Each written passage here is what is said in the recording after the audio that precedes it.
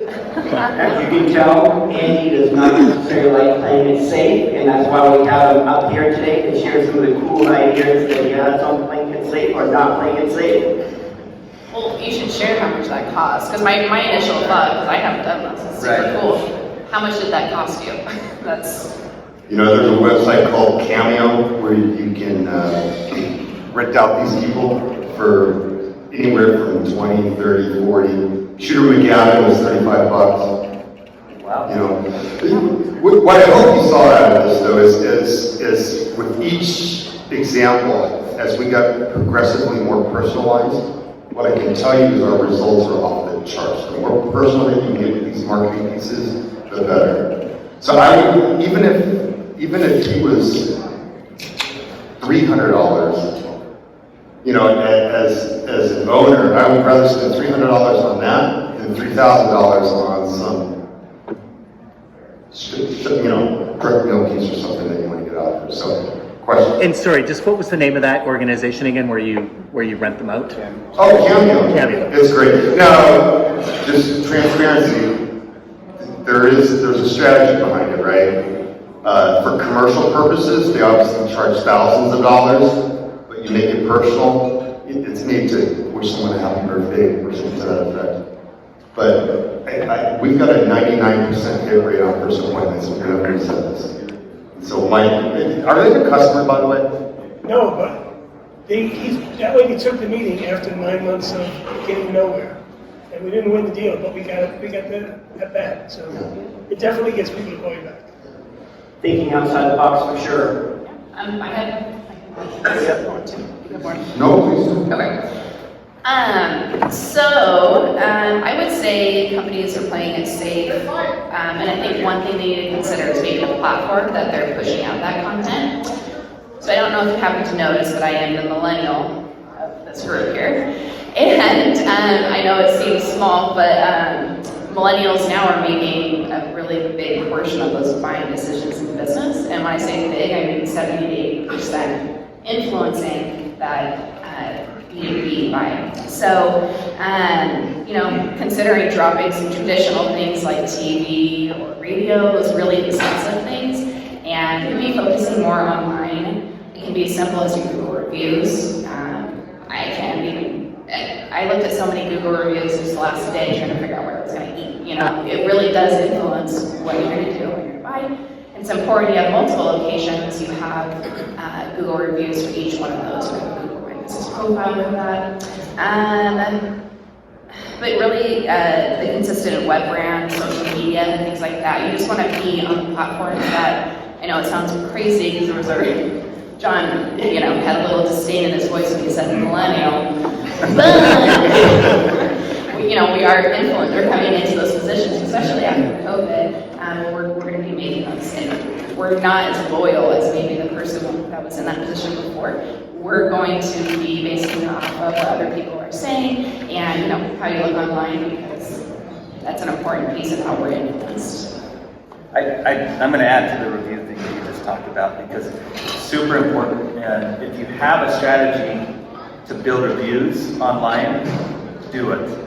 So look for that strategy.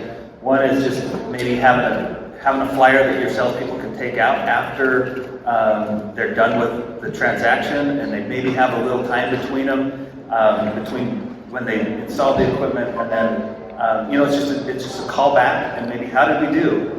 Oh, great, would you mind putting that online for us? We have our closest competitor, probably, I think they're in the $300 to $400 or 400 reviews online. We have about 2,000 reviews. We average a 4.95 star rating. So you get what you ask for, right? If you don't ask for a review, you probably are going to get some bad ones. But if you don't ask for your best customers to give you reviews, you're going to get great ones. And we've had customers tell us, yeah, we looked for you online, and it was the reviews that really set you apart. Well, I guess too, for this audience, just again, I try to think of things that you can go away from here and actually do quickly and not have to spend a long time planning. Is actually making sure you're responding to those reviews and trying to get bad ones up there. I mean, it's gonna happen, and you have your CEO go leave a comment. What do you do when you get a bad review? We have our CEO or VP of service get on there and just say, hey, like, we're really sorry this happened, like, we want to talk through it, and, you know, majority of the time, they reach out to us and they go ahead and remove that review, because, you know. We have a similar strategy. We actually try to find out who it is. If we can't find out, then we'll respond online, but if we find out who it is, because we know our customers, right? And so we try to get the CEO right there and have an interview with that customer and see what we can do better. And they do, if you respond to them that way. And then when you're responding, make sure that you're replying on how you're actually helping that customer. Because Google is going to have a lot of, you know, say in that. They're like, oh, okay, well, I'm looking for copiers and Boise, and, you know, they got a lot of reviews based on that, and you're responding to it, you're going to show up. That's going to increase your SEO, your search engine ranking. What platform for the reviews? Is it Yelp? What are we talking? Yeah, Yelp is great. Google is the client that's the king out there. Okay, Yeah. got it. Thank you. Any other final thoughts on playing it safe in marketing? You know, I have one little secret, talking about millennials playing it safe. I don't know why, but nostalgia is safe. What is old is new.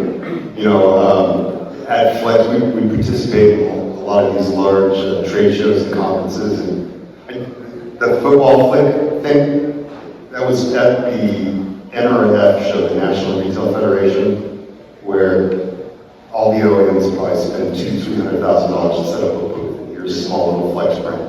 I'm like, how in the heck are we going to stand out in this?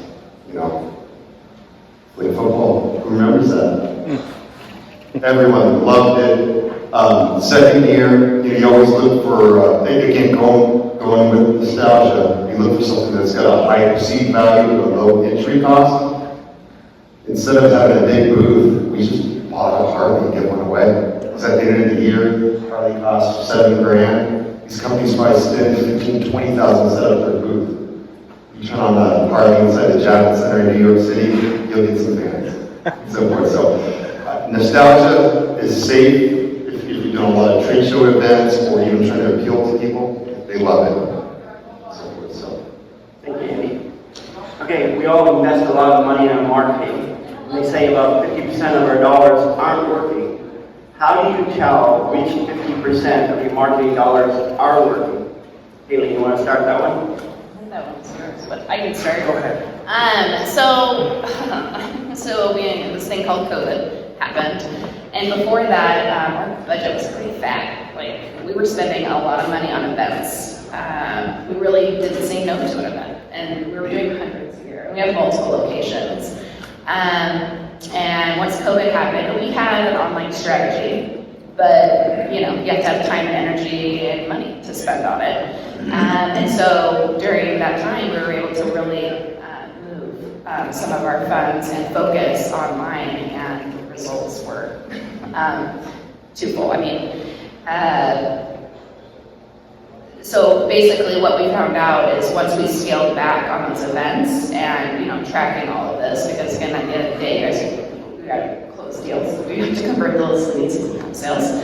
And that our acquisition cost was down, obviously, because we're not spending as much. Our ROI is bumping up, and our conversion rate is going up with our sales team. So the quality of those leads coming in as well. As we focus online, increased our brand there, created educational pieces that people can learn about us, because that's what buyers are doing nowadays.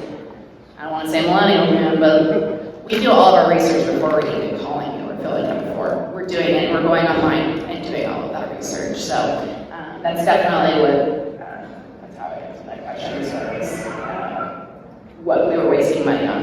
And we still do events. I don't want to say we don't do events, because they're still fun. We're just really picky about what we do now. Scott, how do you track what's working? Okay, so just everybody's heard the adage, somebody has to hear your message 7 times, right? To even have it register. That's why advertising is constantly repeating the same commercial to you all the time, right? Because that's statistically, that's smarter people than me know that and figure that out. And so, are we wasting money on doing radio and TV? because it's expensive, and what you never know if somebody's truly seeing it or not, right? One of the ways that we found to monitor that is we look at web traffic, okay? And there's several ways people come to your website. They're going to click on a Google ad because you've paid for that ad, and they're going to come to your website through that. They're also going to come because your website is, everybody goes to Google with a question of some kind, a problem of some kind. I want to fix this problem, right? And if your website can answer that problem in a good way, Google's going to bump you up in the results and say, hey, I think this is a good answer to your question, and that's SEO, search engine optimization.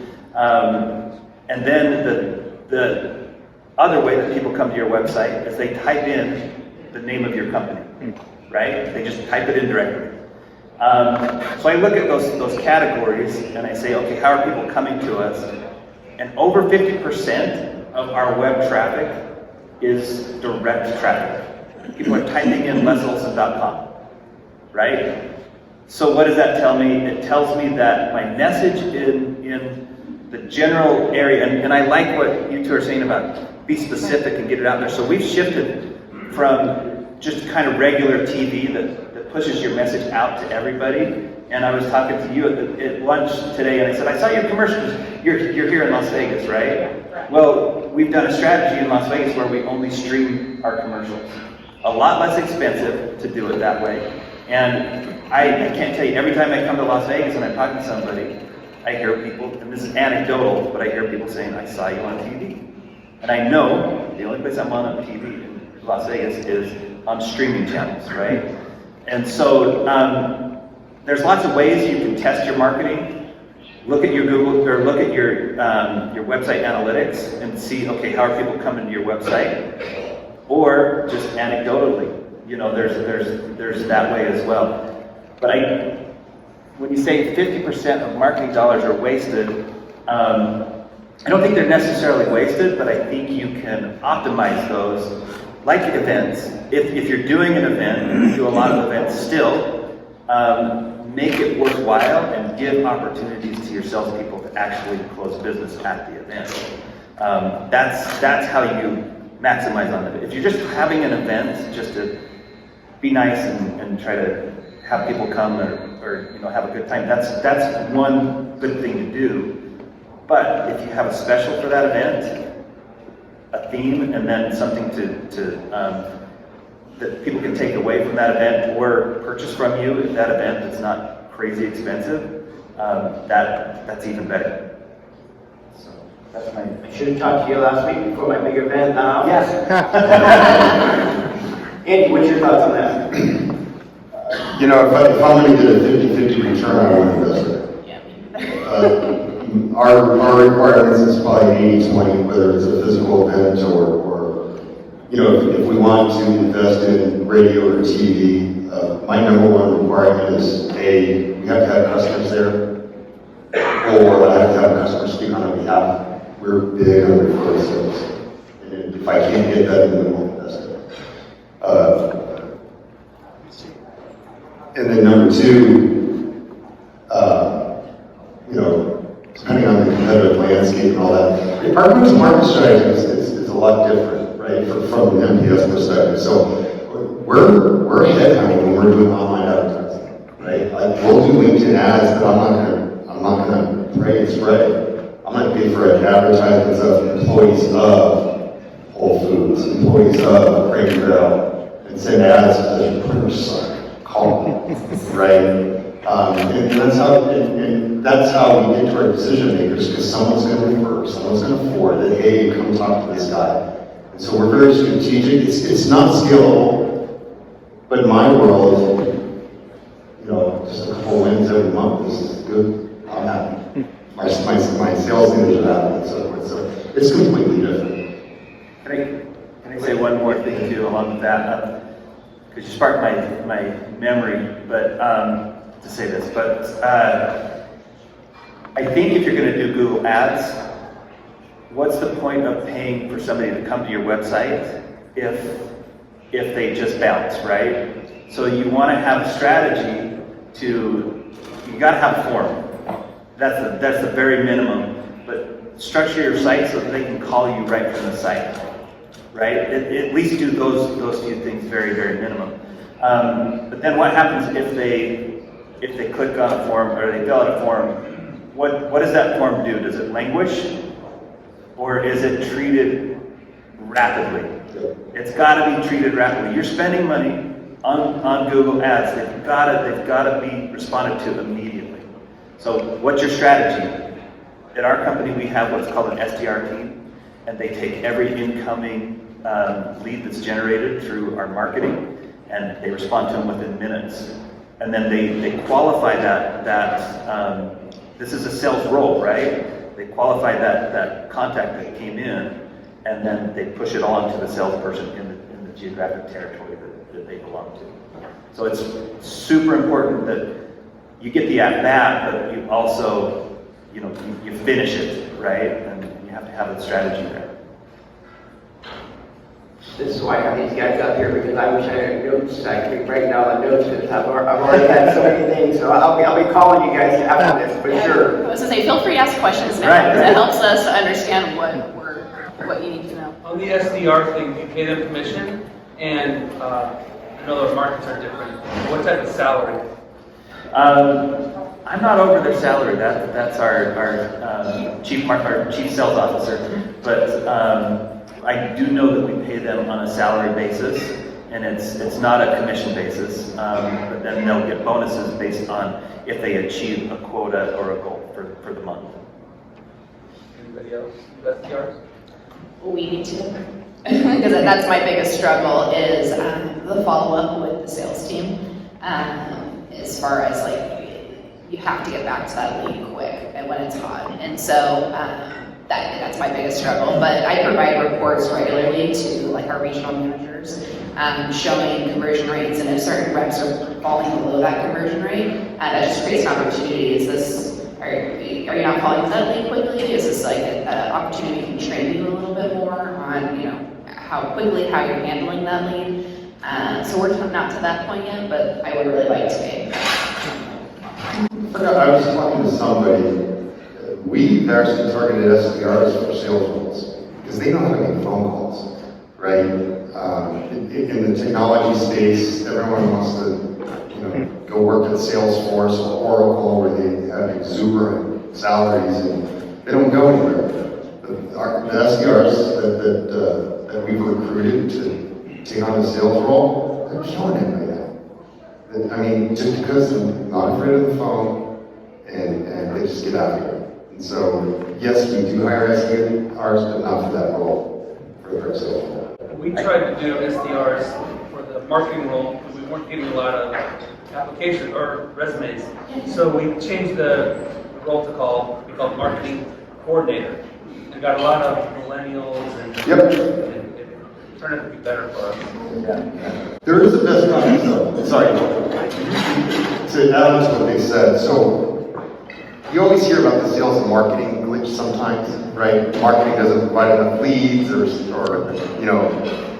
I gotta tell you, I don't know why, but every time I used to pass on a lead to a salesperson, the follow-up would probably take 2 to 3 days. What the heck are you guys thinking about, right? So then I finally got stuck on those phones, or on those forms. I didn't auto-respond. Thanks for the inquiry. Can I please get your direct number and your cell phone number so we can get in touch with you, right? The response rates are incredible. 95% people respond. Thanks for getting back to me so quickly. Here's my number. And then I pass on the lead. They better call me. Or I need to get back to the sales. So maybe on the SDR role real quick. One thing, so I have a son-in-law who's in the tech industry, and he had to work as an SDR to become a salesperson. So that's kind of industry standard, and that's kind of a graduation into a sales role. So maybe that position is that way. We do that in our company. It's a jumping stone. Thank you. Great answers, everybody.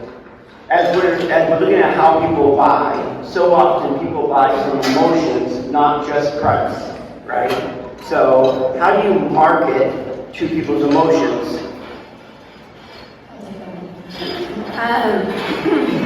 I mean, I know it sounds silly when you're talking about emotions and making a buying decision, but I mean, you can all think about a terrible situation you've been under. You're trying to get this RFP together, your computer's not working, you call, and the person on the line could care less. They don't care about how important it is to get this done, and you internalize that, you remember that. And so when you're out on LinkedIn or you're trying to kind of look around, you're going to start wondering, like, okay, so what are these pain? You want that company to see the pain points you're trying to answer and how you're solving them for them. So Marcus Sheridan, they ask you answer is like the answer. And I mean, that's really our strategy as far as making sure that you're answering questions that your customers have. So your point to your website has the content, if you get in there, that it has the information you need to go ahead and fill out a form out and reach out to you. So really, like, everyone's running on emotions. Basically, how painful is it?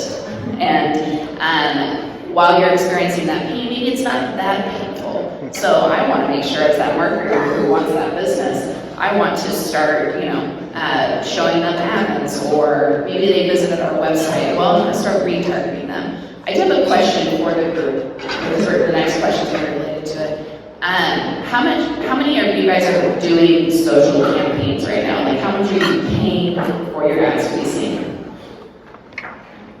So this one thing is going to be probably the biggest thing I hope you take away from, not the biggest, sorry guys, you guys all have contributed. But social campaigns are so inexpensive and so impactful. I go back to talking about millennials, this is what I'm talking about. So, like I said, so you're feeling this pain, and then you start seeing some of Fisher's ads, how we're solving these customer problems. Maybe it's, how awesome our team is, the culture that we have, that our employees actually care when we call, that we're going to take care of you. So that's us marketing to those emotions. As well as, I want to go back to Google reviews. Now you start checking that out. It can be as much as somebody, seeing your company with other thought leaders within your business communities. So I guess, there's lots, but I guess one thing to take with this is, social can really influence some of that. Scott, we were talking earlier, right, about one of the things you're being very successful at selling right now is the security systems. You were talking about the school's budgets when it comes to safety. You talk about a bias based on emotions. Can you elaborate on that? Yeah, I would say probably the number one thing on every business owner's mind right now is the security of your online security and your physical security, right? In the news, it's prevalent. You hear about attacks all the time. What are you doing to maybe protect your company? And we sell a lot of that lately because we're in the IT space, and we do have the opportunity to sell the video cameras, the surveillance systems. We sell a brand called Verkada, amazing brand. Check it out, it's great. Y'all would do well with it too. But we also have other answers because Verkada's a little more expensive, but we have answers for that. But it's super important to kind of play on that emotion right now, because people, I know that every time I get an email spamming thing, I get a little bit emotional, like, how did they have that information? What is it, and that's one thing that we play on with our advertising to that demographic right now. So, Any thoughts?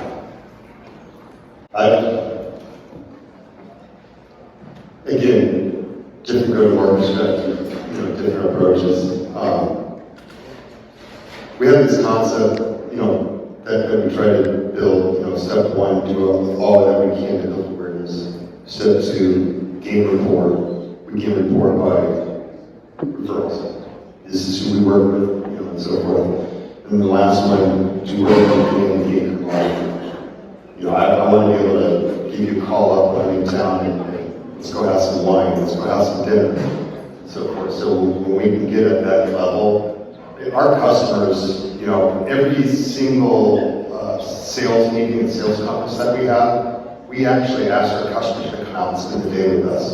And we do these customer case studies and case testimonials in front of our sales teams. And A, they agree to do it, which is amazing. That's a testimony to the relationship that we have. And B, that is our reps' most favorite part of the meeting. Because they ask, how do I get a meeting with the CIO? You know, or how do we, you know, how do we separate from everyone else and so forth? And it's just invaluable, the two-way street that we provide. They ask us to come on site as well and speak with the procurement, talk to them about how we implement and, you know, what our strategies are, so that way they can use us as a benchmark for their other vendors and so forth. But when you're at that level of relationship, it's the best. And so we truly try to strive for that. I want to say one more thing before we move to the next question, as I move it there, but in Notion, one thing that we've done, and this is kind of a really cool thing that's happened just this last year, but professional sports are really super expensive, right, to participate in, and if you were to try to get a spokesman at your, or spokesperson for your company that's a professional athlete, that's almost prohibitive to even the biggest dealers here, right? Well, universities have done what's called NIL, name, image, and likeness. And you can partner with the local college star, and we just did it. We did it with a guy named Cam Rising, who he's the UU quarterback. It's been amazing, and it's been at a fraction of the cost of having a professional athlete come and endorse you. But talk about emotion. One of our last events, and Sharp was here so they could tell you about it, but we had lines out the door to come and get an autograph from this person. And I had video of that at the beginning, but it just gives you an at-bat to be able to talk about everything else that you do in your company. We had people walking away from that event saying, I didn't know you sold Verkada cameras. I didn't know that you did MIT. I didn't know that you did this and this. And that's the takeaway from the event. That's the value of the event. And we started sales conversations with so many people off their emotion because they wanted to meet this cool guy. And sorry, did you call that name and likeness? Was that the Name, image, and likeness. So, and he has a rep that we have to do that through, but we work out a contract with him. Wow, that must mean collegiate sports is going to get a salary now. It's the Wild West right now with that. So there's an opportunity or a window, yeah. Well, that falls right into even an event like that, right? How do you stand out when you are investing in social media? How do you stand out so they actually remember you? Loved what Earl did this morning. That was fantastic, but go ahead. Oh, that's my question. Go ahead. You want? I'll. Okay. Well, just because I asked the question as far as social media. So, I mean, there was like many hands that went up. And I can't stress enough the impact that social media will have on these millennials and future buyers. So I'm talking the long game play. So if you're not in it now, don't it's not over. You can start today, take a photo of where you're at. And you're coming back with this knowledge from across the nation that you're going to be able to share with your community. So it's super cool. And that's what other millennials or other business owners want to know, that they're working with knowledgeable professionals. So we're very active on social media with Facebook and Instagram ads. I'm telling you guys, for $100, you can reach a lot of people. When I say a lot of people, I'm talking 20 to 30,000. TikTok or LinkedIn? Well, LinkedIn's very expensive to advertise on. I would highly recommend it for exactly what it is. I'm talking to a very specific target market. But if you're just branding, or probably one of the best ways you can use social media is retargeting people who visit your website. So think about like you're on Nordstrom. There's some mostly dudes here. Okay, so you're talking like, say, you go to Nordstrom. Oh, I'm trying to use stuff that you can reference. So say,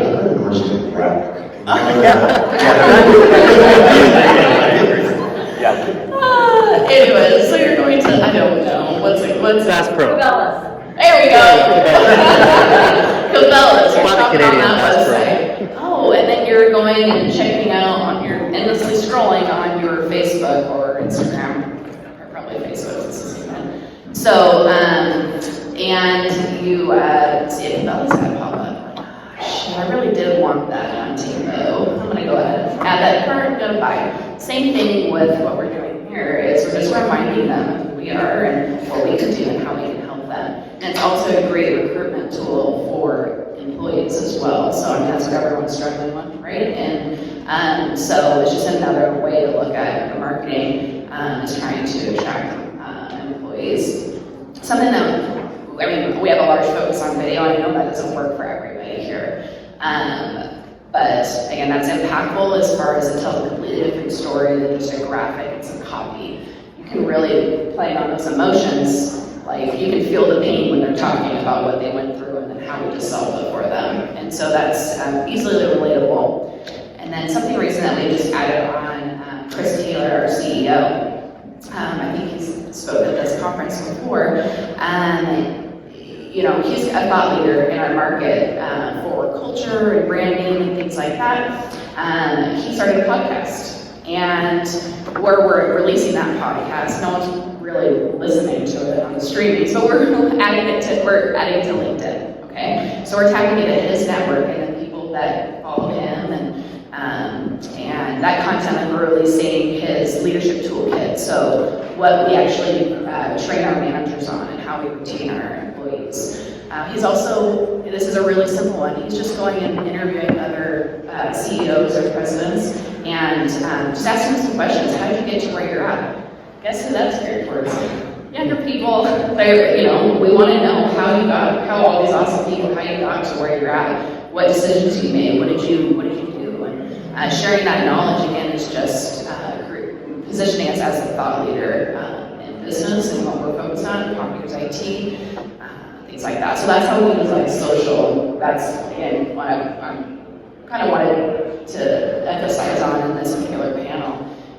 Once I knew kind of the demographic and stuff, is that this could be a really powerful tool that's very inexpensive but can have a huge impact on your business. On the 3 different platforms of social media, Facebook, LinkedIn, Instagram, and somebody mentioned that. Twitter and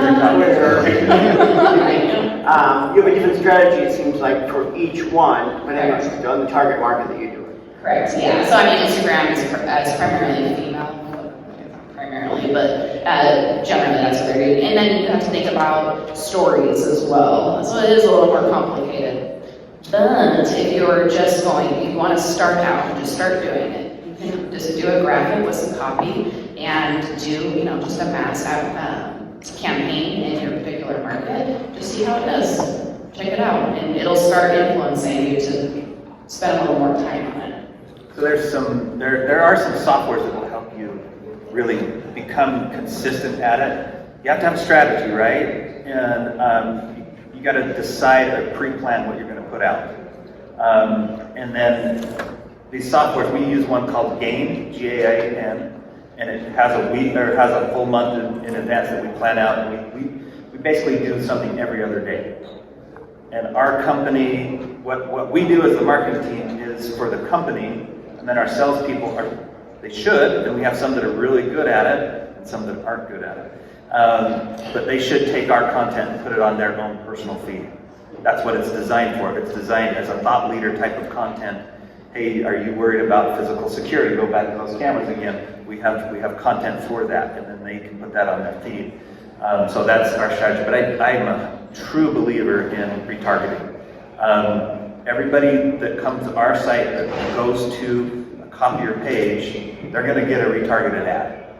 I know it's annoying, but people need to see your message 7 to 10 times just to have it register. Not even think of you, just to have it register for a second, right? That's why it's called branding. It's got to be put into somebody's memory, just like you put a brand on a cow. You know, it's got to be branded into your memory that you are the provider for that thing, and it's got to come through repetition. In that same lineup, right, of thought of marketing, right? What's the craziest ideas and promotions that you've done? Andy, you want to start off with that one? Mr. Crazy himself. You know, actually, can I make one comment on the social media piece too? Yeah. Interesting fact. So, we discovered this because of email campaigns. You know, we were running a campaign, and I wasn't smart enough, but I did. I put our social media profiles in my signature line, and you can track everything. Right? You can track opens, clicks, and all that stuff. And so, over the past 12, 14 months, you know, we were tracking, and we were able to identify something interesting. There's a trend. So, healthcare CIOs love Twitter for some reason. So if I'm targeting healthcare and CIO is my profile, I'm gonna advertise and reach out to Twitter. Retail is Facebook, and legal is all the way LinkedIn. What's interesting about legal though is TikTok's starting to make it come up on sick lawyers. But when you can measure the metrics down to that level, again, going back to the personalization and going back to where you invest your dollars, that helps you. And so you don't have to do an equal amount of budget on LinkedIn, equal amount on Facebook, or you don't have to pick one or the other. Just know where the audience is at, right? And it was an interesting find for us, and it's successful. So I just want to bring in social. I think it's important. A cool way to do this, get a marketing intern or get a college, someone going to school, and you can pay them very little or pay them all, whatever for credit, and have them start your social for you. Okay, that's just a quick, easy way so you can get it going. And then you can decide whether or not it's worth investing some more time. But, you know, for this audience, there's only a few ways. That would be a great way to start. I can second that. We've done that. So on crazy ideas, Scott, earlier we were talking about over the years, you guys had your 50th anniversary, and you did a crazy promotion on that maybe you wouldn't do in the future. Well, I can't do 65% off when we hit 65 years of business, but we did. So it was funny because I read that question, is what's the craziest thing you did? And my mind as a business owner went to money, right? What's the most expensive things that we've ever tried to do? Crazy.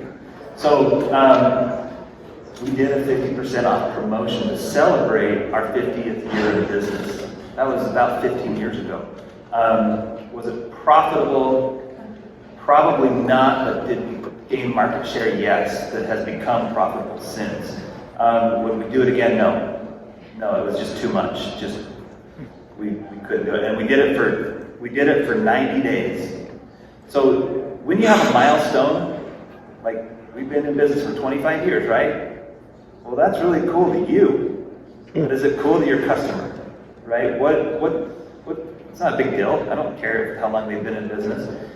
But if you turn it into something that is cool for them and they can benefit from, that's what you want to think about your own celebrations and milestones. But let me go back to this question maybe about what's the craziest thing you've done? I think you have to look at your overall brand, right? And you have to decide, can I go crazy? Can I go over the top? If your overall brand is crazy and over the top, you should go with it, right? But if your overall brand is more, let's just call it buttoned up, maybe, right? You got to be consistent or else you're going to confuse people. But you've got to get their attention too. If you're not getting their attention, it's so much harder because, again, I go back to that 7 times. You gotta expose yourself 7 times to somebody to let them know what you do, right? So creativity in my mind, becomes super, super important. Be creative with your message, and try to be as crazy as you can, but and attention getting, but really try to be more creative. And so, like, we have an event coming up. It's at a local theater that is as good as a Broadway play. It's called the Health Center Theater, right? And they're doing The Little Mermaid, and we're inviting some IT customers to that production. So our advertising in the production is a shark swimming through the water, the target right here. And I'll put this on the website so you can kind of see it, but it's creative, and it's a menacing shark, right? It's like, crap, this thing's gonna come bite me.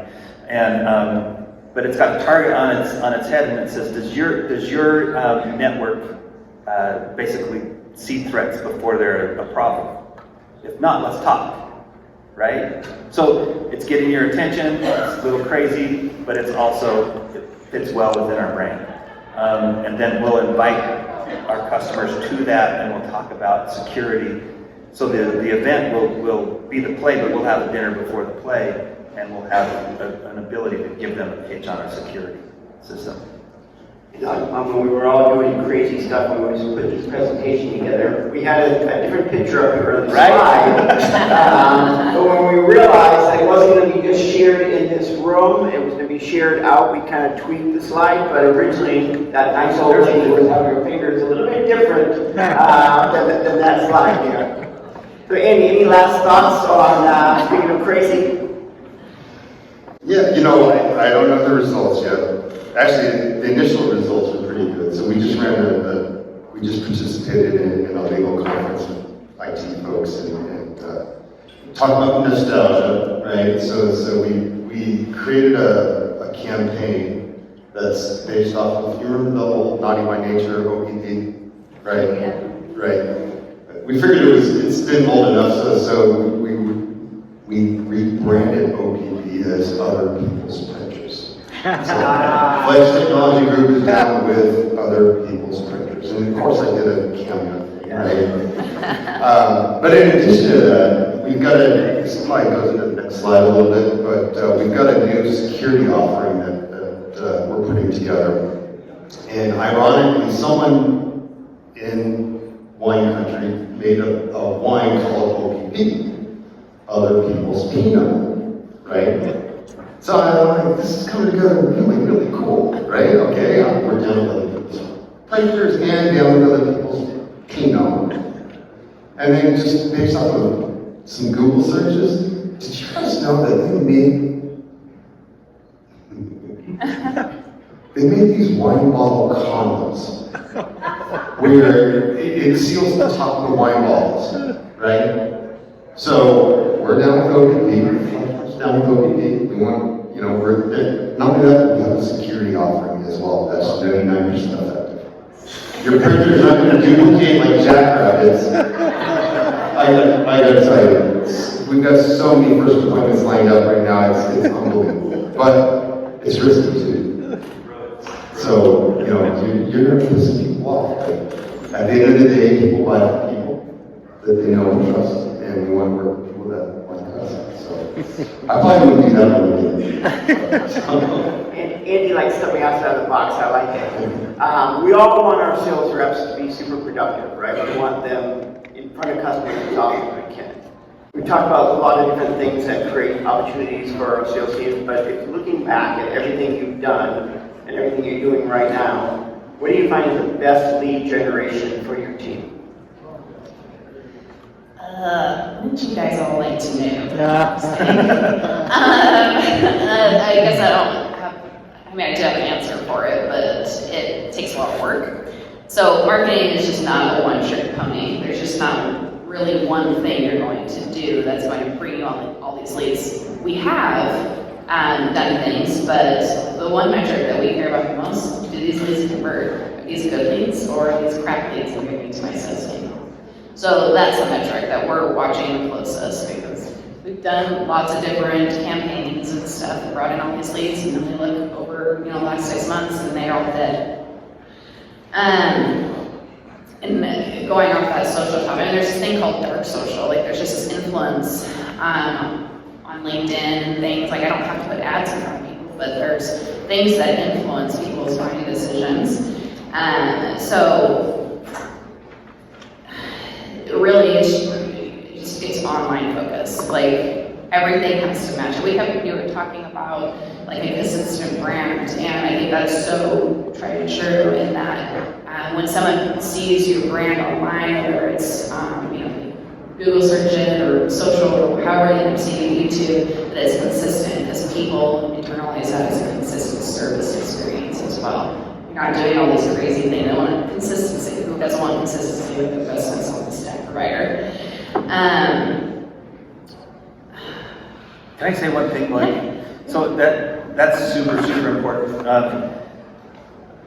In studying how to become a marketer and all these things, I came across something called your inside reality, right? Because as a marketer, you create an outside perception.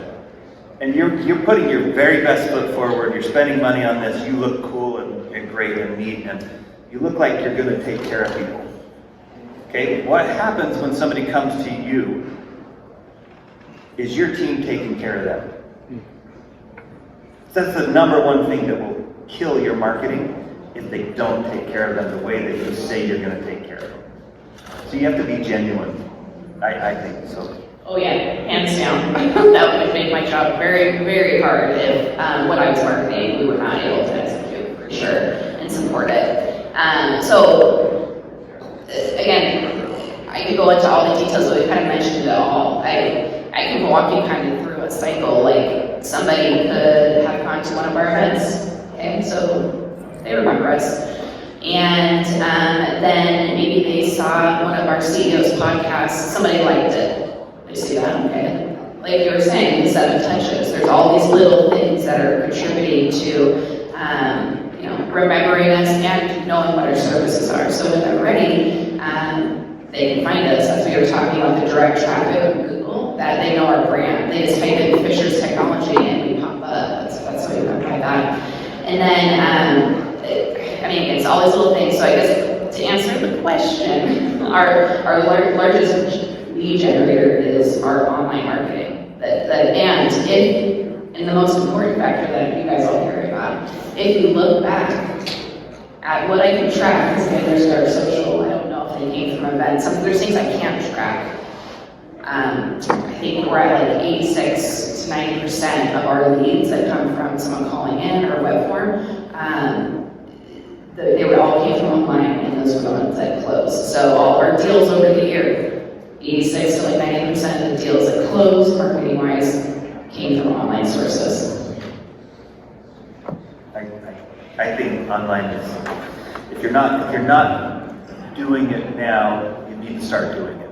But you got to have a strategy on how to handle it when the leads start coming in, and how to respond really, really quickly.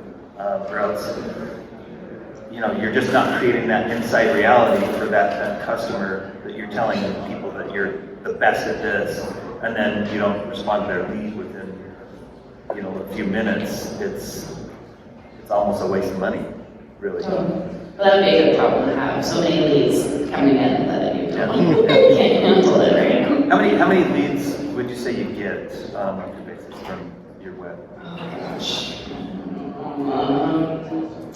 On average, like they convert or total? Just at bats. At bats. Should know this number off the top of my head. I don't know. 40. Stumping questions. Yeah. I would say like 30 to 40. Yeah, that's probably a good number. Yeah.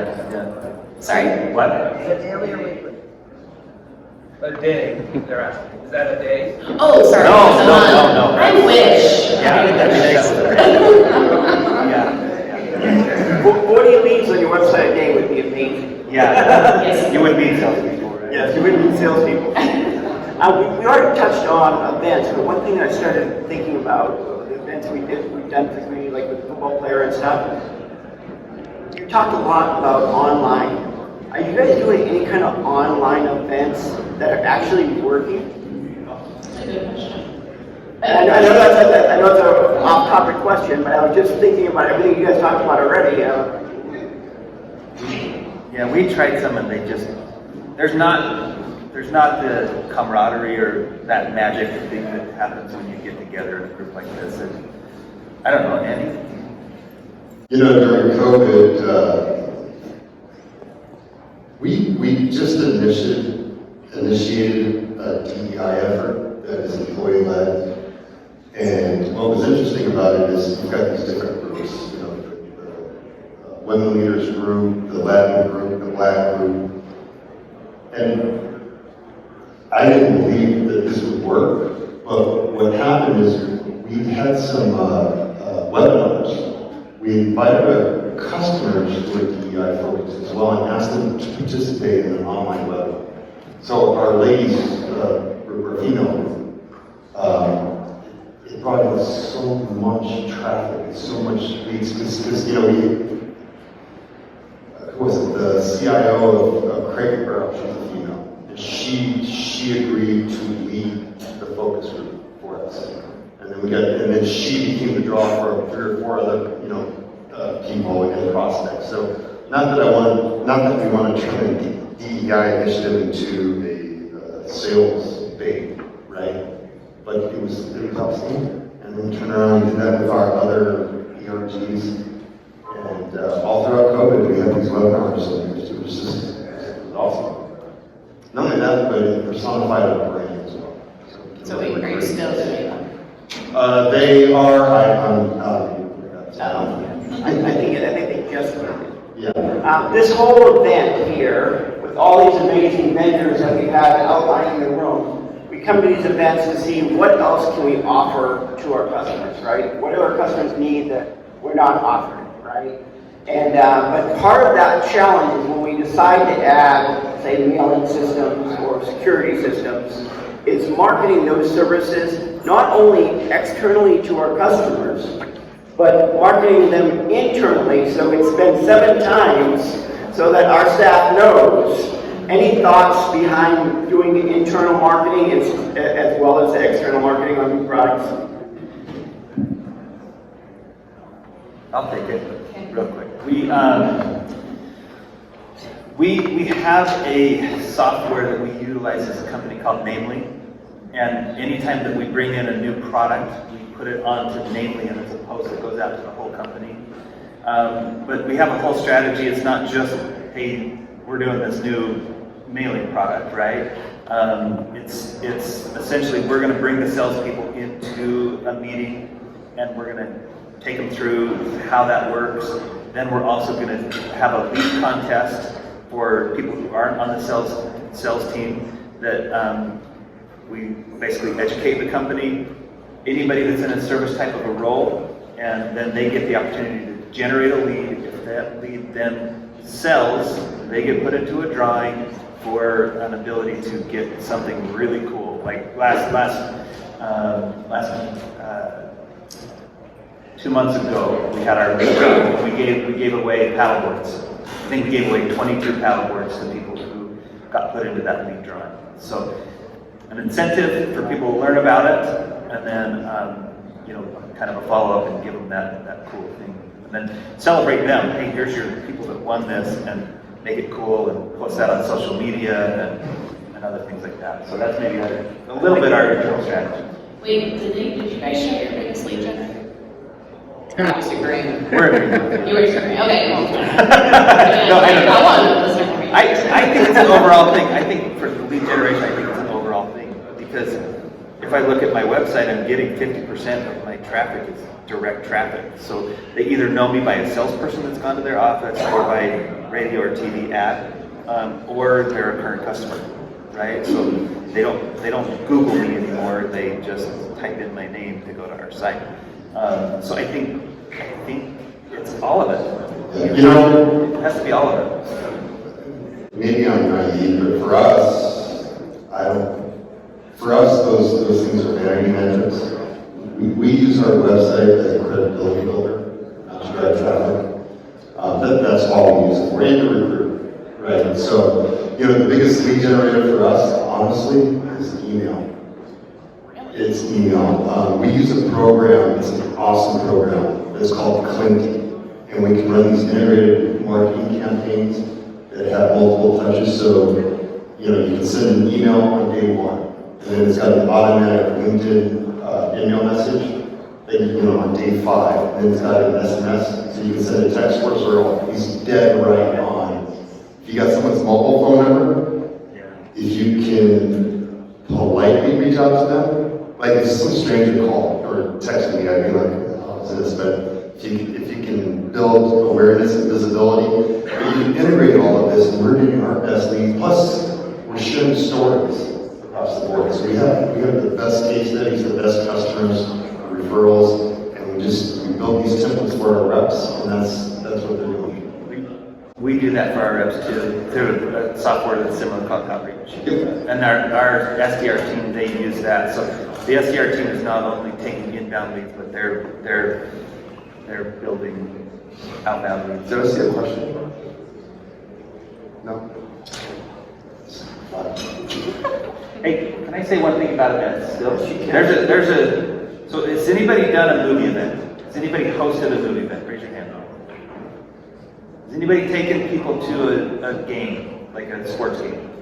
Okay, so how many people can you take to a sports game for $1,000? Depends on the team. Maybe 8 max, maybe 4. How many people can you take to a movie for $2,500? The whole theater. Yeah. Why not host a movie and then put on the screen your advertisement? That's kind of what I was showing in the previous clip. But spend $2,500, have something that's based around the movie. So we have our audio video person put trivia up about James Bond, right? And then intermixed in between those trivia questions is an ad for Les Olson. And I know that about 250 people are seeing that ad for sure. So it's kind of, I just wanted to get that in there. Thank you for that, I like that idea. So, go ahead. So you mentioned LinkedIn, whatever. There's a lot of tools like HubSpot, and there's some industry experts, Jordan, whatever his name is. What do you recommend tools-wise to people in the industry, stuff like that? So I think it depends on your goal, right? Is your goal as a company to put the information out, or is your goal as a salesperson to put the information out, right? And I don't know what you do, Andy. You said you have a lot of success.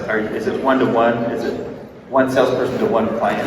It's very much one-to-one. It's a program called Clenty, K-L-E-N-T-Y. The reason why I like it, it forces people to not spray and pray. It's got the technology behind it is where it sends out one email every 30 seconds. And because it does that, you bypass the GDPR laws. Exactly, So you yeah. don't have to have the unsubscribe button on it, and it really looks personal.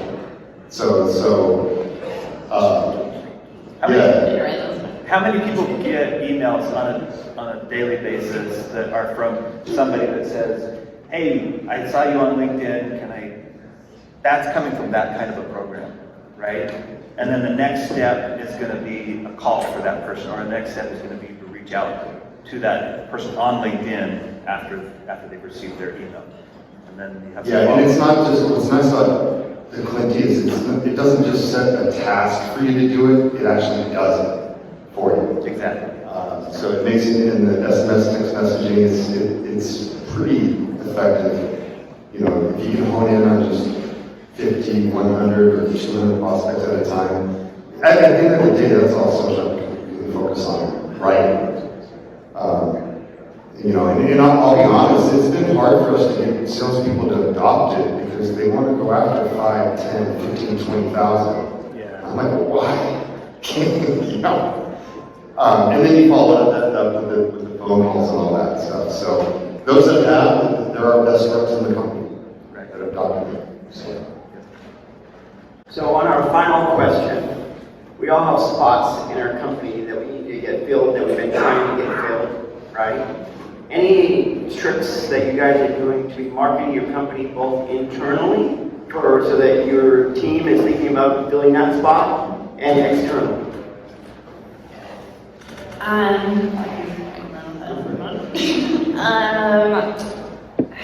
So at Fisher's, this is like a huge piece of, I would say, I mean, why I love working at Pictures and why others stay, but I mean, we're just like everyone else trying to attract good talent. I mean, one crazy thing that we've done recently, and it's not proven to work yet, so I'm just throwing this out there. We're actually doing a finder's fee for employees, but we do find that our referrals are the best employees that we have and most impactful and stay the longest. So why wouldn't we try to pay our employees to find, awesome candidates for us? So that is one crazy thing. We don't pay it all up front. Like you get a finder's fee, and then you get so much at 6 months and so much at a year. But I mean, that pays you dividends as far as having an amazing employee to support your customers. But to actually retain them, which is probably like the most important, because if you think how much money goes out the door if you train somebody for a year or two and they leave, for a higher comp or whatever, you gotta really focus internally on the culture and communication. I mean, Chris spoke on this here, but we're doing stuff always, like the monthly team meetings, and we're talking about, the different wins and successes that we've had, or how we're impacting the community, because your employees don't care about that. We do cross-functional meetings where we get employees in different departments in one room, a smaller group with like one of our leadership team members, and they're asking them like, where are we dropping the ball? Where can we improve? And you can find some really good nuggets out of there to have some quick wins. And then another cool thing was having customer alerts. I mean, like, we're really big on promoting how happy our customers are. And so, but we're focused on that internally. We're not just going outside of the company. We have Chris sent out an email weekly or bi-weekly saying, hey, these are our employees and this is the awesome experience that they've created for our customers. So again, it's just kind of like the way we live. And another cool thing you can do is actively ask for Glassdoor reviews. So you have some of the best people right now that you can ask them, go leave me a Glassdoor review. That's going to influence somebody who might be researching and wants to work at your organization. That's all I got. I love that happy customer alert idea. Scott? I think we do a lot of similar things. I would say that we really focus on culture, right?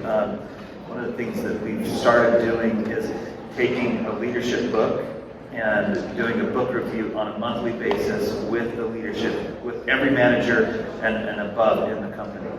Trying to get everybody on the same page and leading in the same way. Because one of the things that we try to do is let people know, hey, you might be hired for this role, but we're the type of company you can have 3 or 4 different careers in if you stick with us. And we have people that have been there for 25 plus years. I've been there for 28 years, and I've had 4 different roles in the company. And so we want that for everybody there, right? And we want to keep people there. And these managers know if somebody's dissatisfied, then let's talk to the other managers and maybe see if they can fit, because the worst thing to do is lose somebody that's great, so sometimes you want to lose people. Yes. Yeah, but the worst thing to do is lose somebody that's great.